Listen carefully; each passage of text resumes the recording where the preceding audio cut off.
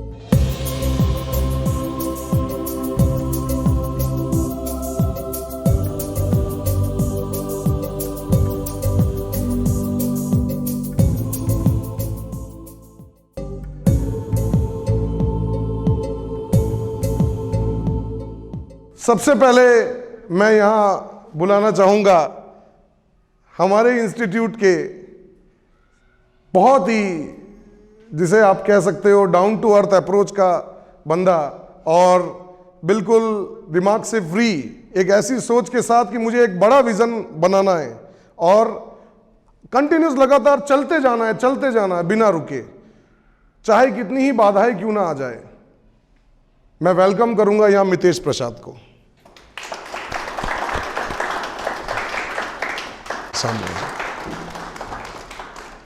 Good morning. Okay. My name is Mitesh Prasad. I am from Jodhpur only. I did my engineering in 2015, way back, and after engineering, same placement हुआ, जाना है नहीं जाना है। Government sector तो दिमाग में भी नहीं था, प्लेसमेंट ही था मेन। तो फिर मीनवाइल सोचा कि नहीं, एक बार कहीं से कंसल्ट करते हैं। तभी मैं सर के पास आया, सर ने कहा कि तुमको कोई आइडिया भी है कि गवर्नमेंट सेक्टर के कौन से एग्ज़ाम्स होते हैं? मैंने कहा नहीं, IBPS पता, फुल फॉर्म ही नहीं पता IBPS का कि क्या होता है, बस PO क्लर्क ये पता था।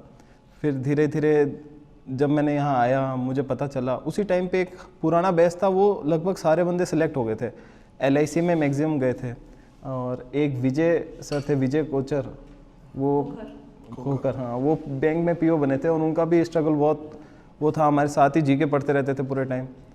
वहाँ से ही धीरे धीरे मोटिवेशन हुआ कि नहीं, निकाल देते हैं।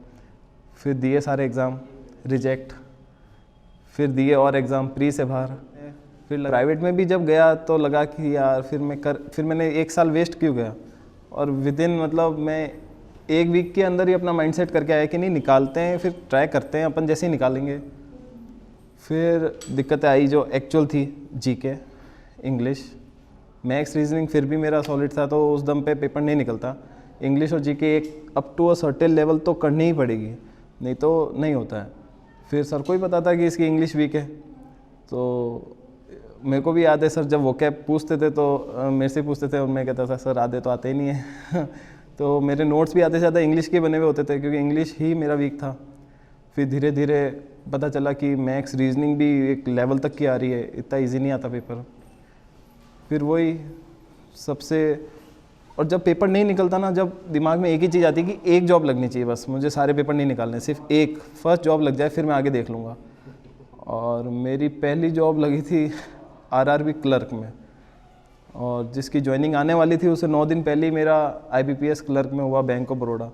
फिर ऐसे सिलसिला चलता गया। RBI का तो सोचा भी नहीं था घर पे बताया था मैंने 13 वैकेंसीज है राजस्थान में, भरूँ क्या? तो मना कर देते कि 700-800 आए तो भरना, 13 तो मत भर। पर फिर भी होता गया। और यहाँ पे जयपुर में जो था मैं सेकंड था पूरे राजस्थान में, सेकंड रैंक थी मेरी RBI में। उस बीच में फिर SBI PO भी निकल गया, वो तो अनएक्सपेक्टेड ही था। मतलब SBI PO तो सपना होता था, क्योंकि इतना टफ पेपर होता, मैथ्स भी, रीजनिंग, इंग्लिश तो अलग ही लेवल होता है। तो SBI PO तो बिल्कुल भी इमेजिन नहीं किया था। 2018 का मेरा SBI PO निकला था। 17 के PO में क्या हुआ था, मैथ्स इतनी टफ आई थी और मेरी मैथ्स ही स्ट्रॉन्ग थी। 45 क्वेश्चन थे, 35 मिनट्स का पेपर था और मेरे से सिर्फ 6 क्वेश्चन हुए। और मैं खुद ही को बोल रहा हूँ कि यार तूने इतनी मैथ्स करी, तू क्या करा इस पेपर में, क्या किया हुआ? और जब मैंने फाइनल देखा तो सेक्शनल कट ऑफ 0 कर दी उन्होंने। इतना टफ पेपर था कि सेक्शनल कट ऑफ 0 और ओवरऑल मेरा 0.18 से मैं रह गया। पर 0.18 दिखता नहीं किसी को, सबको दिखता है कि नहीं हुआ, बात ख़त्म।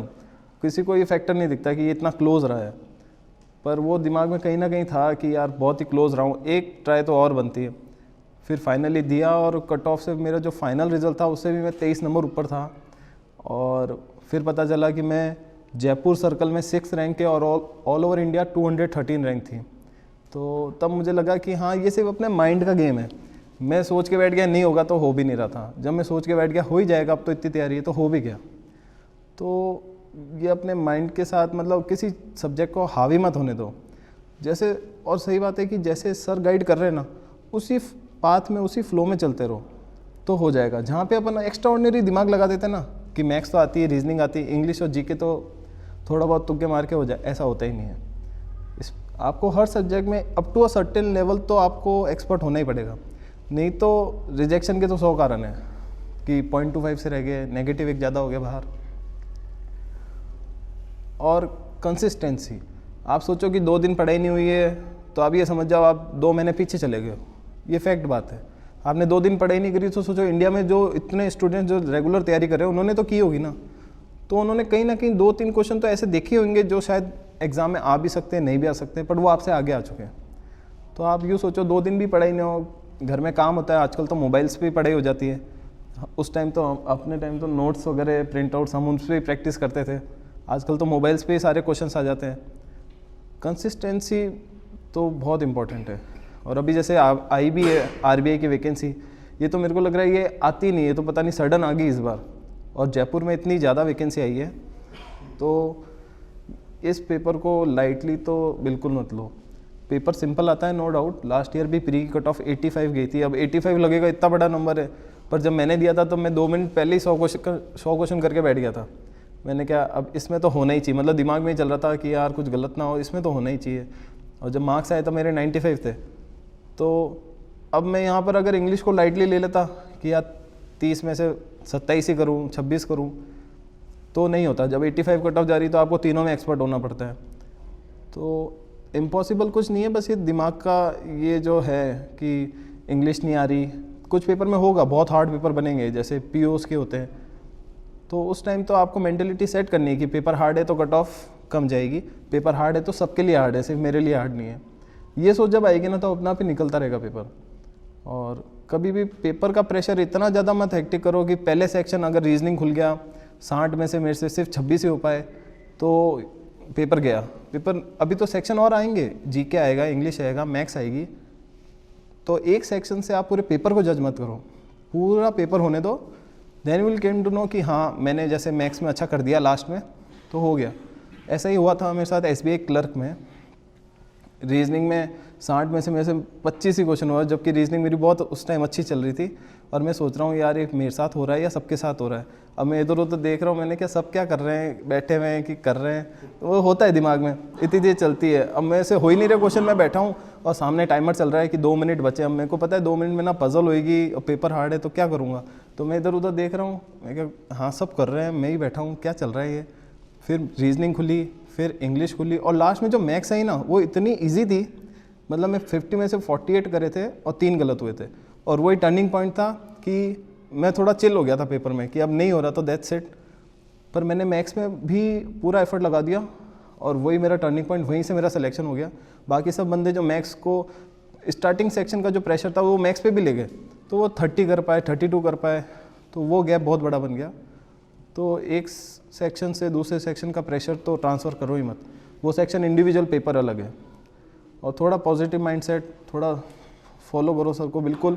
अपन गलती तब करते हैं जब अपन अपनी बुद्धि लगाना चालू कर देते हैं और कुछ अपना पुराना माइंडसेट लेके चलते हैं कि यार मेरे को 50 लोगों ने बोल रही है बैंक PO तो नहीं बन पाएंगे, मुझे ही बोला था। पर जब मेरा सिलेक्शन हुआ तो मेरे पास ये RBI में मेरी 8th गवर्नमेंट जॉब है, नहीं तो मैं तो सोच ही नहीं पाता 8th तो फर्स्ट तक ही नहीं सोच रहा था मैं। तो थोड़ा सा अलग वे से सोचो तुम, मतलब जो माइंडसेट। सर मेरे को स्टार्टिंग, मुझे याद है स्टार्टिंग के फर्स्ट वीक में सर मुझे कह रहे थे जो भी कचरा पहले सोच के आए वो निकाल दो, क्योंकि मैं कुछ ना कुछ बताऊंगा, अगर तुम फुल हो तो तुम कहाँ से जाएगा दिमाग में। तो थोड़ा सा पॉजिटिव अप्रोच, और पेपर कोई हार्ड नहीं है, पेपर निकालते अपन जैसे ही लोग, ये फैक्ट बात है। अपन ये सोचे कि यार कोई टॉपर निकाल, ऐसा कुछ नहीं है। मैं भी एक एवरेज ही हूँ, बस ये था कि माइंडसेट था कि पेपर अपन जैसे ही लोग निकालते, यही लाइन में बार बार बोलता था, एग्ज़ाम में भी बोलता था और निकल गया। तो और कोई गारंटी नहीं देता कि पेपर निकलेगा ही, मैं भी श्योर नहीं था आरबीआई का निकल जाएगा। वो तो सडनली बस हुआ ऐसा, जब पता चला मैं तो सेकंड रैंक है मेरी, तो सोच बदल गई। मेन चीज़ क्या थी पता है, आपने देखा कि इसने अपनी एक्यूरेसी पे सारा काम किया, एक्यूरेसी को इसने अपना की पॉइंट बना लिया, और वही इसका सबसे बड़ा टर्निंग पॉइंट था। बहुत बड़ा टर्निंग पॉइंट था। एसबीआई पीओ मेंस दे रहा था मैं, 72 अटैम्प्ट थे सिर्फ मेरे, और मैंने जैसे ही पेपर ख़त्म हुआ, हम सबकी आदत होती है, हम आस पड़ोस से पूछते ही हैं। तो यहाँ पे एक लड़का बैठा था जोधपुर का ही, मैंने उससे पूछा कितने करे, तो वो कह रहा है 111।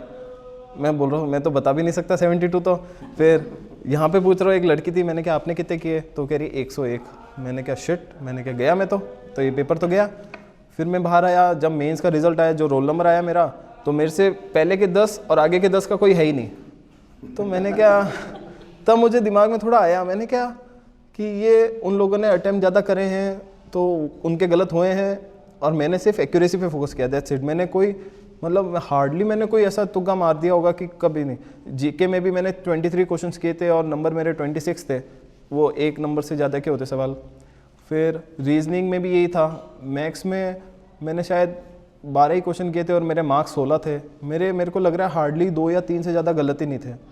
तो वहीं पे मैं समझ गया, और जब मैंने इंटरव्यू दिया, इंटरव्यू के बाद में जो मेरा फाइनल लिस्ट आई उसमें सिलेक्शन हुआ, फिर जब मैंने मार्क्स देखे, then I came to know कि मेरा तो कट ऑफ से भी मतलब 13 नंबर ऊपर थे, और फिर जब इंटरव्यू के बाद की लिस्ट बनी तब उसमें मैं 26 नंबर ऊपर चल रहा हूँ। मैंने क्या, और फिर जब आरटीए लगाई तब पता चला कि मैं ऑल इंडिया 213 रैंक हूँ, और तब मैं सोचता हूँ जो बंदे 111 करके आए वो तो फिर टॉपर होना चाहिए था।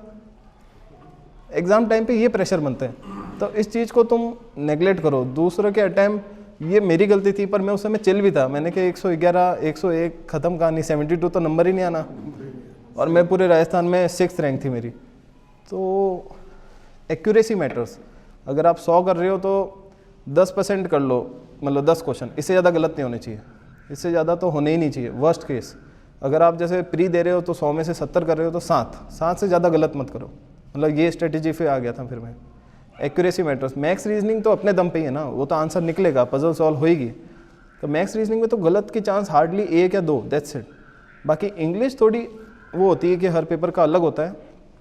इंग्लिश में भी आप जैसे 30 क्वेश्चन है, अगर आप ठीक ठीक कर रहे हो 20-21 तक, तो आप हार्डली 2-3 से ज़्यादा गलत मत करो। तुगे तो मारो ही, मन नहीं आता तो दैट्स इट, क्योंकि पेपर हार्ड है तो कट ऑफ कम जाएगी, ये फैक्ट है। और जितनी आपकी बुद्धि है ना, आप सेलेक्ट हो अगले पेपर में, पर एक्स्ट्रा लगा दोगे ना पेपर में दूसरों के पेपर के एनालिसिस को देखकर, तो फिर नेगेटिव होते होते बाहर। क्योंकि मैंने 0.5 से भी सिलेक्शन लिया है और मैं 0.18 से भी बाहर हुआ हूँ, तो ये दोनों फैक्टर है। तो पॉजिटिव माइंडसेट से अप्रोच करो बिल्कुल। और कहीं जैसे करते हैं ना, जैसे पेपर दे दिया, फिर अपन ऑनलाइन देखते हैं कि कितने गुड अटैम्प्ट्स है, क्या गुड अटैम्प्ट्स रहे, तो ये फैक्टर सब करते हैं, बट ये ज़्यादा इन पे रिलायबल मत करो। जैसे बैंकर्स अड्डा है, उसके जीके का वो आता है PDF, तो यूँ नहीं कि वो पढ़ लिया तो जीके कंप्लीट होगी उसमें, नहीं कि ऐसा कुछ नहीं है। जीके तो तभी कंप्लीट होती है जब आप हर दिन के लिखते हो, ऐसा कुछ नहीं। मेरे को आज भी याद है IBPS PO में क्वेश्चन आया था, गोंडवाना कप किससे एसोसिएटेड है, तो पता ही नहीं, मैंने नाम ही नहीं सुना। फिर मैंने आके घर आके गूगल किया तो पता चला क्रिकेट के एसोसिएटेड, छत्तीसगढ़ का स्टेट टूर्नामेंट होता है गोंडवाना, तो गोंडवाना कप क्रिकेट से एसोसिएटेड है। फिर मैंने कहा यार ये मिस कैसे हो गया, जीके तो मैंने पूरी पढ़ी थी। फिर बाद में ना मैं अपने नोट्स चेक कर रहा हूँ और मैंने लिख रखा है गोंडवाना कप क्रिकेट से एसोसिएटेड है और छत्तीसगढ़ में हो रखा है। मैंने कहा मिस कैसे हो गया। और बाकी मैं अपने फ्रेंड सर्कल से बात करता तो वो कि हम उस PDF में तो था भी नहीं, तो मैंने क्या कि PDF, फिर मुझे पता चला धीरे धीरे कि PDF वगैरह ये सब है ना एक तरह का डिस्ट्रैक्शन है। नोट्स आपके वही हैं जो आप रोज़ बना रहे हो, जो आप पेपर सॉल्व कर रहे हो, आपको नहीं आ रहा आप लिख रहे हो, तो थोड़ा सा है ना स्टिक टू बेसिक। ऐसा कुछ नहीं है कि मैं यहाँ से पढ़ लूँगा तो सेलेक्ट हूँ, ऐसा कुछ नहीं है। मैंने यहाँ से वहाँ से कुछ नहीं पढ़ा, बस नोट्स ही थे, उन्हीं को रिवाइज, इंग्लिश GK, थोड़ा पॉजिटिव माइंडसेट और होगा पेपर क्लियर। क्योंकि अपन जैसे ही निकालते हैं, कोई ऐसे नहीं है कि कोई IIM या कोई IIT दिल्ली, बम्बई, चेन्नई से ही आएंगे वो ही निकालते हैं, ऐसा कुछ नहीं है। SBI PO के बैच में मेरे साथ में BA वाले भी थे, BCom भी थे, BCA, BBA, इंजीनियर्स भी थे, IIT वाले भी थे। तो और जैसे अभी NABARD ग्रेड आई है, अभी जैसे मुझे कई लोगों ने पूछा कि एग्रीकल्चर कहाँ से पढ़े, इकोनॉमिक्स एंड सोशल इश्यूज़ कहाँ से पढ़े। अगर तुम और डेप्थ में जाओगे ना, तो अगर पिछले साल की कट ऑफ देखोगे ना, तो एग्रीकल्चर की जनरल की 40 में से 1 नंबर थी कट ऑफ। तो वो एग्रीकल्चर इतना बड़ा सब्जेक्ट भी नहीं है बहुत ज़्यादा। MCQs आते हैं बेसिक, पेपर की स्ट्रेटेजी बने ना। वास्तव में किसी को कोई बहुत ज़्यादा सीरियस है NABARD, सर से पर्सनली डिस्कस करो, बिल्कुल ऐसी बेसिक चीज़ें बताएंगे ना, तुम्हारा सिलेक्शन यही हो जाएगा।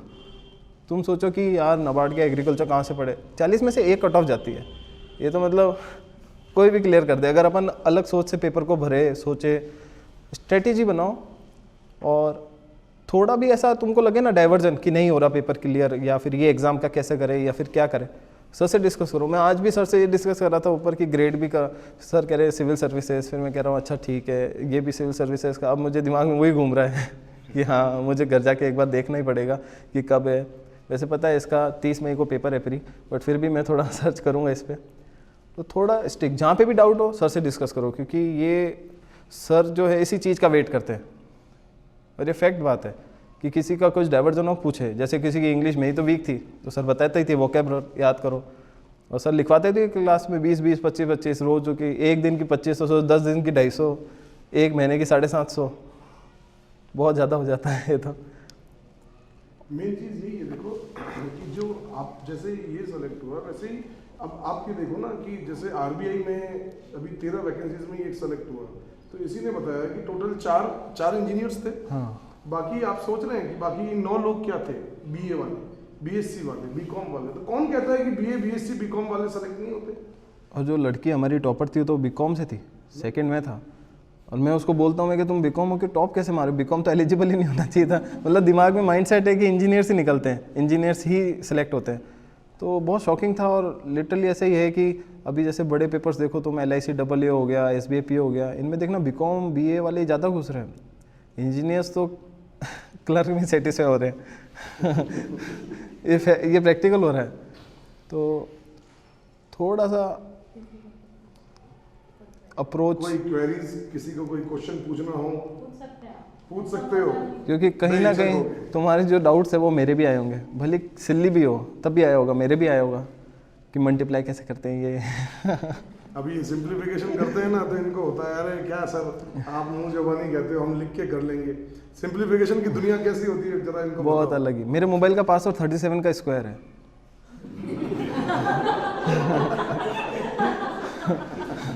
और वास्तव में अभी 37 का स्क्वायर था। इससे पहले 38 का था, क्योंकि वो मुझे याद नहीं होता था, तो मैंने पासवर्ड बना दिया 38 का स्क्वायर 1444। अब वो याद हो गया, रट गया, अब 37 का डाल रखा है 1369। तो ऐसे सिंप्लीफिकेशन का एग्जाम्पल ये है और मुंह जबानी ही बेस्ट है। देखो स्पीड जब ही आएगी, वो ऑब्जेक्टिव मांगते हैं आपसे, सब्जेक्टिव मांगते नहीं है, तो ऑब्जेक्टिव स्टाइल में दिमाग का यूज करें। और हम क्यों सोच रहे हैं कि हम लिखित करें? सिंगल क्वेश्चन भी मैथ्स में आते हैं, 90% तो दिमाग से कैलकुलेट करो कि ये चाहता क्या है। आप उसको पहले ही करने बैठ जाओगे तो आपके दिमाग में चलेगा ही नहीं मैं करूं क्या, गलती कहाँ कर रहा हूँ। वो XY वाला अब यहाँ नहीं चलेगा, बिल्कुल। अब लगा के देख लो कितना ही XY। और जैसे आपने सबने कभी ना कभी सेमेस्टर्स के पेपर्स तो दिए हैं, तो सेमेस्टर के एग्जाम्स कैसे होते हैं, क्वेश्चन दे देते हैं और you have to solve it, आप लिख लिख के सॉल्व करते हो। बैंक का एग्जाम में क्या क्वेश्चन दे देते हैं, नीचे आंसर भी दे रहे हैं वो कि 4 में से 1 आंसर ही है। तो आपको क्या है, थोड़ा बहुत ऑप्शन को भी हिट करना है, उल्टी अप्रोच भी चल सकती है। आपके सामने आंसर्स तो दे ही रखे, आप थोड़ा भी लॉजिक लगाओगे, सोचोगे, कैलकुलेशन करोगे, आपको लगेगा यही आंसर है, उसको पकड़ के सॉल्व करो, आंसर आ ही जाएगा। और मैथ्स तो वास्तव में एक बार ऐसी ट्राई करो। एक बार सर ने हमारे साथ एक्सरसाइज कराई थी, मुझे याद है कि सर ने कहा था बिना पेन के सॉल्व करो। तुम पेन से तो सभी कर देंगे, बिना पेन के ट्राई करो। और हम ट्राई भी करते थे, कई बार अटकते थे, फिर पेन से लिखते भी थे नंबर्स, पर बिना पेन के भी सॉल्व होते हैं up to a certain level. फिर कोई नंबर फिगर लिखना है तो वो अलग बात है। और क्वेश्चन को एक ही बार पढ़ो। मान लो कोई 2 लाइन का क्वेश्चन है, तुमने उस क्वेश्चन को पढ़ा, तुम समझ गए अच्छा इसने ये दे रखा है और ये मांगा है, तो अब तुम सिर्फ उसके जो नंबर्स है ना वही दिमाग में रखो। नहीं तो अपन क्या करते हैं, क्वेश्चन पढ़ लेते हैं, अच्छा ये स्पीड टाइम डिस्टेंस का है, फिर तुम सोचते हो अच्छा ठीक है फॉर्मूला आ गया, अब इसने क्या पूछा है और क्या मांगा है, फिर अपन वापस पढ़ते हैं, फिर अपन सोचते हैं अच्छा ठीक है स्पीड कितनी दे रखी है, वापस क्वेश्चन पे, तो अपन 4 बार तो क्वेश्चन ही पढ़ रहे हैं। तो ये तो बहुत ही सिली अप्रोच होगी ना। अपन क्वेश्चन एक ही बार पढ़ो, उसको वहीं समझो, अगर आपने प्रैक्टिस कर रखी तो समझ में भी आ जाएगा, ये फैक्ट है और आता भी है। और आरबीआई का पेपर मैं बता रहा हूँ बहुत सिंपल आता है, क्लरिकल लेवल तक का, बस कट ऑफ आई जाती है क्योंकि सीटें बहुत कम है। मेरे टाइम पे 84,000 लोगों ने भरा था फॉर्म, ये सिर्फ 13 सीट थी, 13 में से 6 जनरल, 6 में से भी 2 एक्स सर्विसमैन ले गए, तो बची 4 एग्जैक्ट। और ये अभी भी होगा, तो थोड़ा सा प्रैक्टिकल सोच के देना है, पेपर को लाइटली नहीं लेना है। पेपर बहुत अच्छा है, ऐसे पेपर आते ही नहीं है, ये पता नहीं इस बार कैसे आ गया। तो आपके लिए गोल्डन अपॉर्चुनिटी है, पेपर भी आया है और पेपर में टॉप करने वाला भी आपके सामने है जो आपको टिप्स दे रहा है, तो इससे ज्यादा आपको गोल्डन। और आज तो वैसे भी नेशनल यूथ डे है भाई, 12 जनवरी, तो ऐसा गोल्डन ट्रायंगल तो बोलते हैं ना, पुष्य नक्षत्र भाषा में नेशनल यूथ डे, और फिर यूथ ही उसको रिप्रेजेंट कर रहा है, तो इससे ज्यादा और अच्छी क्या बात होगी। और यूथ उसको सुन रहे हैं, तो इससे ज्यादा अच्छी क्या बात होगी। तो इसी एनर्जी को आप लोग कायम रखो और जो एक मैथ्स का जो एक हवा है वो निकाल दो, और ये चीज भी निकाल दो कि मैथ्स तो मैं यूं ही कर लूंगा। ये यूं ही कोई चीज नहीं होती नहीं, फैक्ट है, ये फैक्ट है।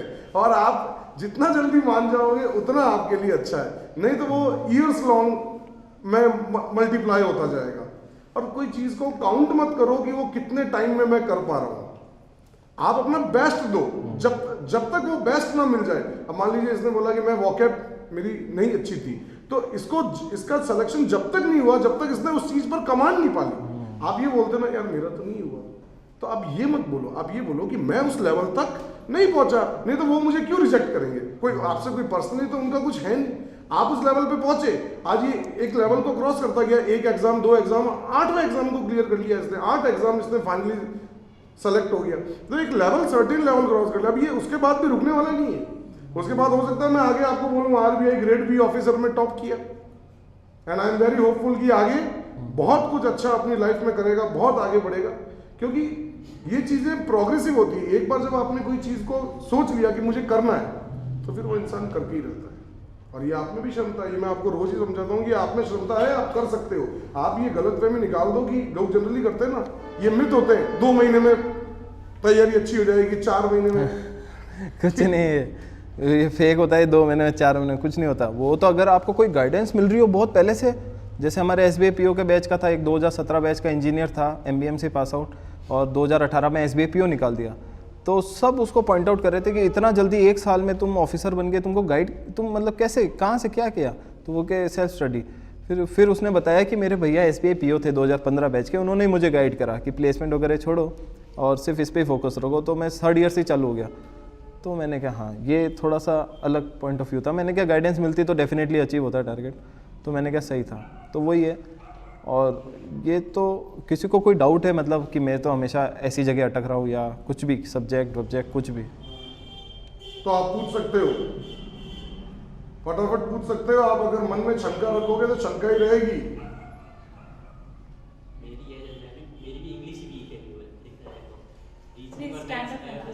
स्टैंड अप रीजनिंग और मैथ्स मेरी एवरेज है, मेरी दिक्कत आती है, मेरी इंग्लिश में आती है। जैसे पेपर दिए थे मैंने आईबीपीएस के, सब में नंबर देखे तो इंग्लिश में सबसे कम आते हैं नंबर, 8.25 8.5 इतने भी नंबर बराबर बैठे करते। अच्छा, अब देखो इंग्लिश में है ना, अगर अपन है ना थोड़ा पेपर को एनालाइज करें, बाइफर्टिएट करते हैं पेपर को, तो एक तो अनसीन पैसेज आता है, एरर डिटेक्शन आती है, फिल इन द ब्लैंक्स आते हैं, और शायद मेरे ख्याल से रीअरेंजमेंट आता है, हाँ वो अच्छा।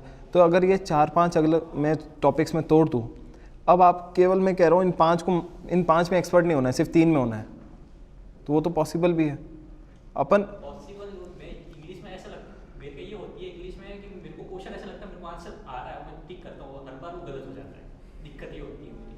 नेगेटिव मार्किंग मेरी ज़्यादा होती है, मैं अटेंड भी ऐसे नहीं अटेंड कम करता हूँ, मैं अटेंड आराम से 23 तक कर लेता हूँ, बट फिर भी मैं नेगेटिव मार्किंग ज़्यादा होती है। अटेम्प्ट 15 ही करो। नेगेटिव देखो, एक है ना, जैसे सर कभी टेस्ट लेते ना, तो अगर तुम है ना 10 टेस्ट को भी प्री के 10 टेस्ट के सिर्फ इंग्लिश के नोट्स भी बना लो, तो तुम सोचो एक पेपर में 30 क्वेश्चन है, तो 10 पेपर में 300 क्वेश्चन है। 300 क्वेश्चन बहुत ज़्यादा होते हैं इंग्लिश के। अपन मेरे ख्याल से साल भर में भी है ना अगर यूँ लिखते तो 300 भी नहीं होते नोट्स पॉइंट्स। तो अगर तुम, मैं ये करता था वास्तव में, जैसे मैंने टेस्ट दिया, मेरे को पता है मेरी इंग्लिश वीक है और मेरे को पता है मेरे इंग्लिश में जैसे 30 में से 18 नंबर भी आ रहे हैं, पर फिर भी मैं एक एक क्वेश्चन का है ना लिखता था कॉपी में कि इसमें ये लॉजिक था, इसको इस तरह सोचना है। तो 10 पेपर के मैंने जब बनाए ना तो मेरी आधी कॉपी भर गई, 300 पॉइंट हो गया और मैं अपने हिसाब से भी लिखता था, हिंदी इंग्लिश मिक्स, ऐसे सेंटेंसेस बना बना के कि इसमें ऐसे करना है, इसके साथ ये लग रहा है, नॉट ओनली बट ऑल्सो, ये पता है मुझे, 10th क्लास से जानता हूँ, पर फिर भी मैं लिखता था। तो इससे क्या हो गया, मेरा थोड़ा सा कॉन्फिडेंस बढ़ गया था इंग्लिश में। तो जहाँ मेरे भी 9-10 पे अटकता था मैं, वो धीरे धीरे मैं ऐसे आ गया कि मैं 20 कर रहा हूँ और मेरे नंबर आ रहे 17, फिर धीरे धीरे मैं 23 तक गया, नंबर आ रहे 20, फिर ऐसे ऐसे आगे बढ़ता गया। वोकैब तो स्ट्रॉन्ग करनी ही पड़ेगी, वोकैब तो रामबाण है, मतलब वो तो नहीं है तो बाहर हो, ये तो फैक्ट है, हुई तो सिलेक्शन के चांस बनते हैं। तो वोकैब और इंग्लिश ग्रामर ये तो सर कराएंगे बिल्कुल, ये तो सर रोज ही करा देंगे। नोट्स बनाओ, ऐसे नहीं, और कभी भी ऐसे मत करना कि एक ही कॉपी में इंग्लिश मैथ्स रीजनिंग चल रही है, ये तो हाँ इंग्लिश का एक अलग है, जैसे तुम्हारे टाइम ट्रेंड था वही सब अलग अलग कॉपीज। हाँ, और इंग्लिश के अगर नहीं आ रहे तो सर जैसे टेस्ट ले रहे हैं, टेस्ट में अगर नंबर भी अच्छे आ गए कोई बात नहीं, आप नोट्स तो बनाओ, ये तो फैक्ट है, भले यही बेसिक है। अपन क्या करते, बेसिक को इग्नोर कर देते और थोड़ा सा एडवांस पे चलते हैं और फिर बेसिक भी गया। मेन चीज क्या है ना कि आप बेसिक पे फोकस करो, आपकी जहाँ कमी है ना, जैसे अभी बहुत अच्छी चीज है कि इनके ग्रुप में व्हाट्सएप बना हुआ है, उसमें द हिंदू के आर्टिकल्स आते हैं, द हिंदू की न्यूज आती है। इससे अच्छा मेरे ख्याल से गोल्डन कोई ग्रुप इंडिया में नहीं होगा जहां लोग एक दूसरे को बिल्कुल कॉपरेट कर रहे हैं। और द हिंदू की सेलेक्टेड न्यूज, पूरा हिंदू पेपर नहीं आता, हिंदू पेपर यूं ही नहीं पढ़ते लोग, तो यूं तो क्या पढ़ेंगे अगर मैं व्हाट्सएप पे भेज दूंगा तो उसकी सेलेक्टेड, अगर आप उसमें भी देखो ना कि इसमें क्या एरर है, इसमें ये क्या इन क्यों यूज किया है, बाय क्यों यूज किया है, ये वर्ड मिला, जो मैं आपको बोलता हूँ ना, आप अगर देखो क्या होता है, इंग्लिश एक भयानक सब्जेक्ट नहीं होता है, इंग्लिश एक नॉर्मल सब्जेक्ट होता है। आपने उसको पहले कैसे ट्रीट किया और अब आप उसको कितना इंप्लीमेंट कर रहे हो, इसके ऊपर डिपेंड करता है आपका इंग्लिश का क्विकनेस। जैसे मान लो मुझे कोई चीज नहीं आ रही, तो वो नहीं आ रही, तो मेरा नजरिया चेंज कब होगा, जब मैं 100% उसी के ऊपर फोकस करूंगा। आपको लगे कि मुझे इंग्लिश में ये प्रॉब्लम आ रही है, आप दिन रात उसी में डूबे रहो, कैसे नहीं आएगी कोई भी चीज। आज आप अभी आपने बोला मुझे मैथ्स और रीजनिंग मुझे एवरेज लगता है, ठीक है ना, गुड। ये क्यों लगता है, क्योंकि वो आपके लिए इंटरेस्टिंग रहा। अब आप उसको इंटरेस्टिंग से भी ज्यादा मोस्ट इंटरेस्टिंग बना दो इंग्लिश को, कि मैं जिसमें ज्यादा मेरे को प्रॉब्लम है मैं उसमें सबसे ज्यादा डूबूंगा। और एक आप ही नहीं, इंडिया के लगभग हर दूसरे बच्चे को इंग्लिश में प्रॉब्लम आती है, बट ये एक साइकोलॉजिकल फिनोमिना है। हम अगर उसके अंदर डूबेंगे तो वो प्रॉब्लम भी खत्म हो जाएगी। सब लोग, यही नहीं, इन सब लोगों ने जो बैठे हैं अभी आपके पास, उन्होंने अपना वॉकेट पे कमांड किया, इन्होंने ग्रामर के बेसिक्स पे कमांड किया। Basics is must. आपको जो मैं बोलता हूँ ना, बेसिक को कमांड में रखो, उसको डेली रखो, कहीं जाएगा ही नहीं कोई चीज। 3500 वोकैब मेरी कॉपी में आज भी लिखी हुई है। और शीट जो आपको दी है, एक पन्ने पे अगर मैं बोलता हूँ, आप बताओ कितना है एक पन्ने पे? 20 तो केवल वर्ड्स है, उनके सिनोनियम एंटोनियम अगर मैं मान के चलूँ तो लगभग एक पन्ने पे 100 होंगे, 100 से ज्यादा ही होंगे। हाँ, 150 के करीबन। और ऐसे अगर मैंने 10 पन्ने दे दिए इनको तो 1500 तो मैंने एक शीट में दिए इनको। 1500 में टॉप मार दोगे पेपर, सही बता रहा हूँ। जो आपको मिल रहा है ना मैटर, वो बिल्कुल क्लासिफाइड है, आपको कुछ एक्स्ट्रा नॉलेज लगाने की जरूरत नहीं, आप बस उस पर काम करो। और जो अभी आपके मैंने ऑनलाइन टेस्ट शुरू किए हैं 30-40, आप डेली करोगे ना, एक एक दिन अल्टरनेट करके उसका एनालाइज करके, अपने आप काम हो जाएगा, कोई चीज जाने वाली नहीं। ये लोग भी इसी दौर से ही गुजरे हैं, आप भी हो जाओगे। और एक सबसे इम्पोर्टेंट बात जो इसमें कही थी, टेस्ट का एनालिसिस, जो हम लोग ये मैं रोज बोलता हूँ आप लोगों को, एनालाइज करे बगैर जाना नहीं है। एनालिसिस खाली मेंटल नहीं, इसने कितना अच्छा काम किया कि लिखा कि हाँ मेरी यहाँ गलती हुई है, इसको इस तरह होना चाहिए था। उसने, आपने अगर ध्यान से सुनी हो बात, उसने बोला कि मैंने हिंदी में भी लिखा, इंग्लिश में भी लिखा, तो व्हाट इनडायरेक्टली क्या हुआ, आपका राइटिंग प्रैक्टिस भी हो गया, बस। और क्या चाहिए? और इससे आपके थॉट प्रोसेस बढ़ते हैं। इससे जब मेंस के अंदर ऐसे भी लिखने का आता है, तुमको पता होगा SBI PO IBPS PO में ऑफिसर कैडर में लेटर, हाँ डिस्क्रिप्टिव आता है, लेटर और ऐसे राइटिंग, तब आपके थॉट से काम आते हैं। मेरे को याद है SBI PO में सर 250 वर्ड्स का लिखना था और मैंने गलती से 350 का लिख दिया था। एक्चुअली उसमें ऐसा लिखा हुआ था 30 मार्क्स का, तो 3 इधर था 0 इधर था, तो मेरे को लगा 300 वर्ड्स का है, और मेरे डिस्क्रिप्टिव में नंबर थे 50 में से 41 के आसपास। तो ऐसा क्यों हुआ? क्योंकि मैंने कोई ग्रामेटिकल एरर नहीं करी। हाँ, मेरे को लग रहा है मेरे नंबर भी कटे, वो एक्सीडिंग वर्ड्स के ही कटे हैं। बाकी मेरे को लग रहा है अगर मैं प्रिसाइज लिख देता तो शायद और अच्छे आ जाते। तो थॉट्स, और दूसरी बात नोट्स तो मस्ट है, एनालाइज तो सबसे बेस्ट है। मैथ्स में भी मेरे को डीआई में बहुत अटकता था। मैंने डीआई के क्वेश्चन जो नहीं होते पेपर में उनको इतनी बार मेरा फेवरेट डीआई हो गया। मैं सबसे पहले डीआई देखता हूँ, मैं क्या कहाँ है यार, ग्राफ लाओ पहले। तो वो चीज़ होगी। और थोड़ा सा पेपर को है ना स्ट्रेटेजिकली दो। ऐसा नहीं फर्स्ट क्वेश्चन खुल गया तो फर्स्ट से ही चालू होना है, सेकंड थर्ड ही आएगा, फोर्थ ही आएगा। 35 से कर लो, 28 पे जाओ, रैंडम जाओ, देखो नहीं हो रहा पेपर तो बिल्कुल इजी ढूंढो, नंबर सीरीज ढूंढो, क्वाड्रेटिक ढूंढो। मतलब 5, 10, 15 के ऐसे 5 के ऐसे सेट हो जाते हैं ये नंबर सीरीज, क्वाड्रेटिक। फिर कभी जैसे रॉन्ग नंबर आ गया, रॉन्ग नंबर थोड़ा टफ हो गया, कोई बात नहीं, 2-3 करो, पर ऐसे 5 छोड़ो मत। क्वेश्चन को तो आंखों से निकालो ही। फिर बोट स्ट्रीम, टाइम वर्क, ये जो वो आते हैं मिसलेनियस क्वेश्चंस, तुम देखोगे तुम 20-22 तक तो ऐसे ही पहुंच जाते हो बिना ज़्यादा एफर्ट लगाए, बेसिक सोच के। फिर क्वेश्चंस आते हैं जो फिर थोड़े से हाई क्लास होते हैं, उनमें तो फिर अपनों को लॉजिक लगाना ही है। बाकी ये समझ के लो 70% पेपर आता है जो कि मीडियोकर वाले सब कर सकते हैं। बस होती दिक्कत क्या, हम पहले हार्ड वाले ही देख लेंगे, प्रेशर खुद पे ही बना देंगे, वहाँ फंस जाते हैं। बाकी इंग्लिश का तो बेस्ट सोल्यूशन नोट्स। और आज मेरे को लगता है ये 100% ये सब लोग जो प्रॉब्लम्स पूछेंगे ना अभी, ये सब सॉल्व हो जाएगी, because it is government attested,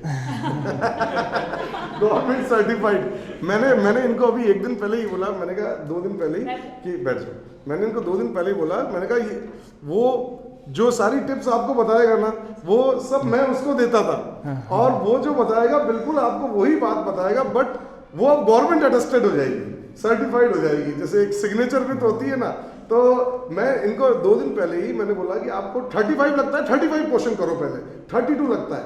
अच्छा, अब तक आप जानोगे नहीं अपनी गलतियों को, अपनी कमजोरियों को, वो दूर कैसे होगी। पेपर देना इज नॉट अ सॉल्यूशन। ऐसे हजारों ऑनलाइन टेस्ट में मिलते हैं, बट वो उसका होता क्या है, कुछ नहीं, ना वो बताने वाला कोई वहां, ना कोई आपको जज करने वाला, ना आप में कोई इंप्रूवमेंट लाने वाला। तो वो चीजें आप अगर करोगे ना तो नेचुरली आपको 100%। और ये जो ऑनलाइन टेस्ट का और ये जो चलता है ना, जैसे मॉक टेस्ट हो गया, फ्री मॉक टेस्ट हो गया, ये कुछ नहीं, ये सिर्फ ऐसे ही होते हैं, इनके नंबर्स भी ऐसे ही आते हैं। ऐसा नहीं है कि है ना किसी ने SBI PO का ऐसे डाल दिया 100 में से 80 क्वेश्चन 80 मार्क्स आ रहे हैं, ऐसा नहीं होता है। ये ऑनलाइन पे तो ये वर्चुअल वर्ल्ड है, इमेजिनरी वर्ल्ड है, ये मान के चलो ये एग्जिस्ट ही नहीं है। रियलिटी तो यहाँ है, आप यहाँ नंबर लाओ 100 में से 80 सर के सामने दिखाओ, तब लगेगा कि हाँ। ऑनलाइन तो ये तो यूज़लेस है। मैंने दिया था टेक्स्ट बुक पे, ऐसी फ्री का था, मैंने देखा ठीक है लॉगिन भी नहीं करना, मेरी डिटेल्स भी नहीं जाएगी, मैंने कहा देते हैं। मैं रात को दिया, इसका था RRB PO का था, 5 तारीख को एग्ज़ाम था, 3 तारीख को दिया मैंने रात को, और 1 बजे तक 2 घंटे का टेस्ट होता है, 1 बज गई, 1 बजे रिजल्ट आ रहा है, 10,400 कुछ में से फर्स्ट रैंक मेरी है। मैंने कहा क्या चल रहा है, मैंने कहा ये तो मेरे को बेवकूफ़ बना रहे हैं, मैंने कहा छोड़ो इसको, मैंने कहा नहीं यूज़लेस है।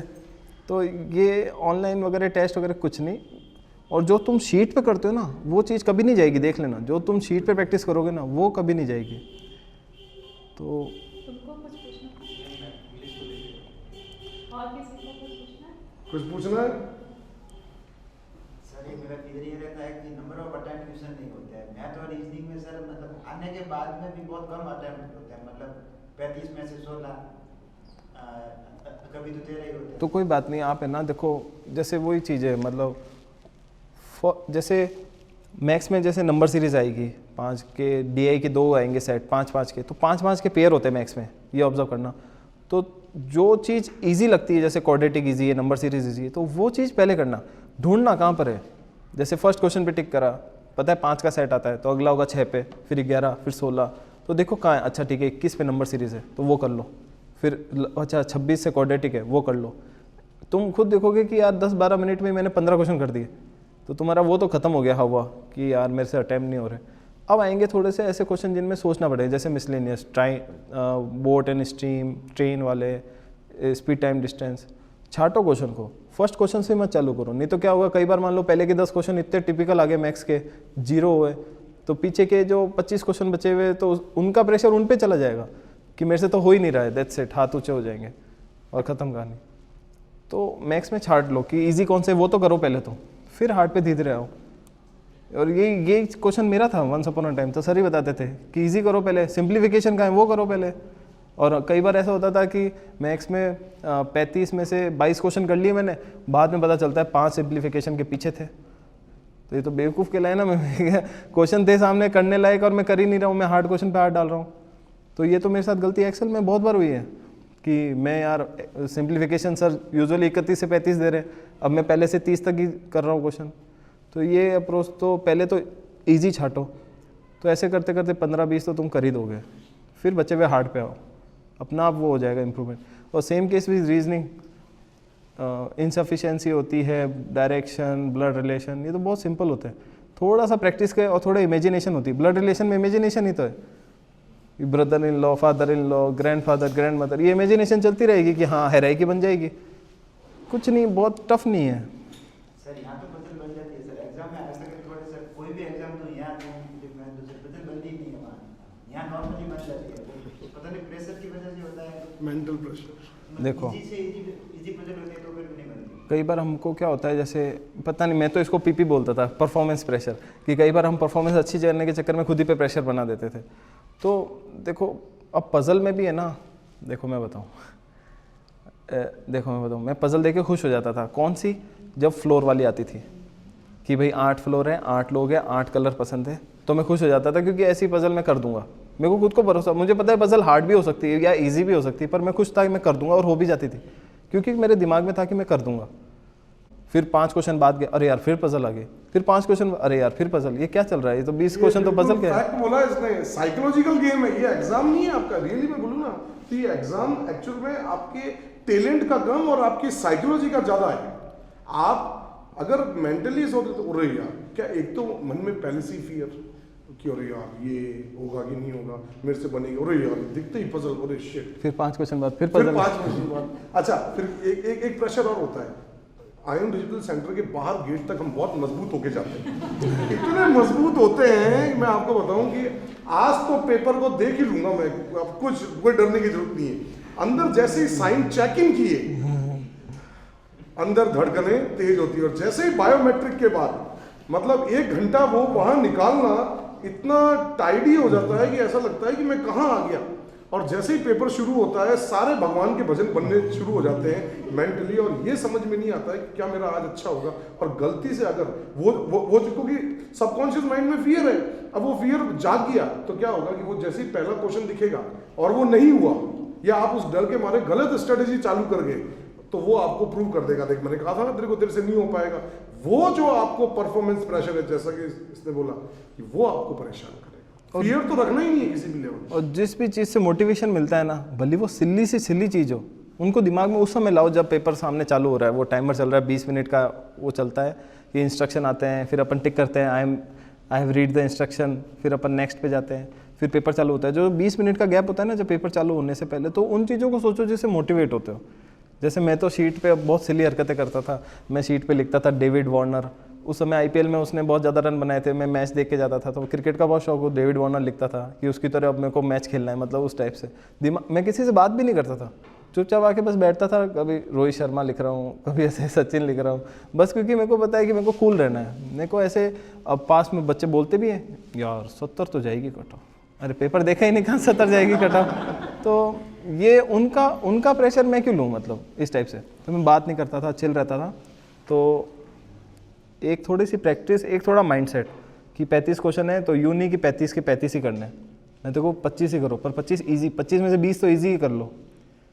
थोड़ा सा एक दिमाग में गेम प्लान होता है, और दूसरा जैसे मैंने आपको बोला था, जैसे इसने अभी आपको बोला, वही मैं आपको रोज बोलता हूँ कि वहां जाके किसी से बात मत करो, आप अपने गोल पे कंसंट्रेट रहो। आप अपनी सीट पे बैठे हो, अगल बगल क्या चल रहा है, आप अपना कंसंट्रेट, उनकी वजह से क्यों डेविएट करो, अपना चीज रखो दिमाग में, मुझे बेस्ट देना है और मैं देके रहूंगा, ये नहीं तो कोई दूसरा, लेकिन मैं करके रहूंगा, मुझे हासिल करना है। फियर तो रखना ही नहीं है कि नहीं होगा, इस नहीं का तो फियर रखना है। जब तक ये नहीं का फियर रहेगा, जैसे तुमने बोला पजल नहीं होती, तो वो फियर तुमको परेशान कर रहा है। अगर नहीं आती ना तो तुम यहां भी नहीं कर पाते। एक प्रैक्टिकल बात है कि अगर मुझे 12 की टेबल यहाँ आती है और वहां मैं भूल जाता हूं, इसका मतलब किसी को पूछोगे तो वो क्या बोलेगा कि ड्यू टू फियर।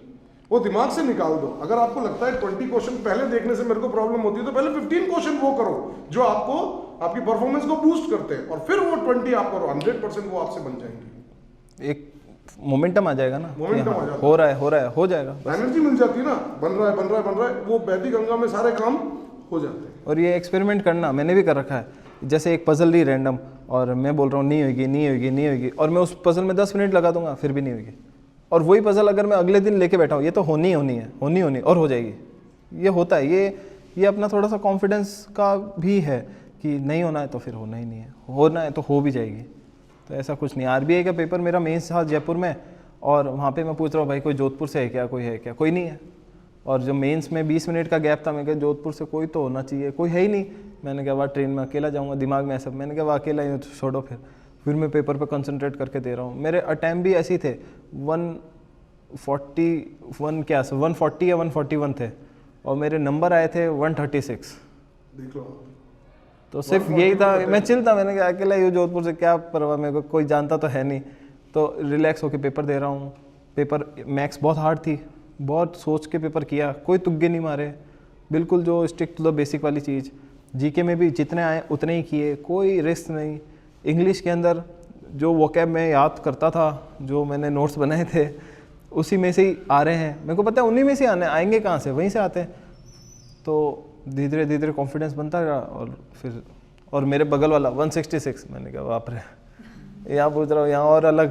तो मैंने कहा बस। और एक दोस्त था पुराना, वो भी उसने भी दिया, वो 183, और जो नंबर आ रहे हैं उसके आ रहे हैं 91 के आसपास, मेरा है 138, मेरा हो भी गया। 183, 91 और 141, 136, सोच में अंतर है। सिर्फ इसी चीज़ पे था, मेरी एक्यूरेसी मैटर रखनी चाहिए, दैट्स इट। मुझे क्या करना बाकी, 180 तो मैं यूँ मार दूँ, 180 का मेरे को कोई बोले मैं 200 मार दूंगा। तो वो चीज़ है, दूसरों का प्रेशर अपने पे नहीं, और एक पॉजिटिव माइंडसेट। और इनको ये भी बताओ YouTube का क्या करना चाहिए? देखो जब तुमको लगे ना आई एम ओवर कॉन्फिडेंट कि भाई मेरे से तो हर पेपर निकलेगा ही, तो YouTube देखो। मतलब YouTube से नो डाउट देखो, प्लस और माइनस दोनों हैं। अगर तुम जैसे कोई वैकेंसी का आना है तो उसकी वेबसाइट पे आएगा, तभी वो ऑथेंटिक है। वरना यूट्यूब तो ऐसे रोज ही कह रहा है कि RS निकलेगा, RS निकलेगा, या फिर मैं कह रहा हूँ RBI का वो कब से कह रहा है आएगा आएगा आएगा, ये तो सडनली आ गया। ये यूट्यूब वगैरह ये सब एक तरह वर्चुअल वर्ल्ड है, मतलब इन पे तो ट्रस्ट मत करो। इनके अंदर अपने को ज़्यादा जाना भी नहीं चाहिए। आज आप देखो ना, अभी इसने थोड़ी देर पहले बोला कि हमारे टाइम तो इतना व्हाट्सएप वगैरह कुछ था भी नहीं, और सच है कि 1-2 साल पहले, मैंने तो अभी ये 1.5 साल पहले ही चालू किया है व्हाट्सएप, बाकी हम लोग करते भी नहीं थे। और बेसिकली जितना आप रिटर्न टेक्स्ट में करोगे ना, वही 100% श्योर रहेगा। तुम एक कॉपी इंग्लिश की भर दो, मैं सही कह रहा हूँ, तुम्हारा इंग्लिश में तो कभी अटकोगे ही नहीं। अब तुमको लगेगा एक कॉपी भरना कितना भारी काम है, क्योंकि आजकल अपन सब डिजिटल के इतने आदी हो गए कि कॉपी भरना, अपन जब मैं स्कूल में था तब कॉपी भरना तो नॉर्मल बात थी, कॉपी वैसी भर जाती थी क्लास में, और अब एक कॉपी भरना मतलब वो खतरनाक पढ़ाई हो जाएगी।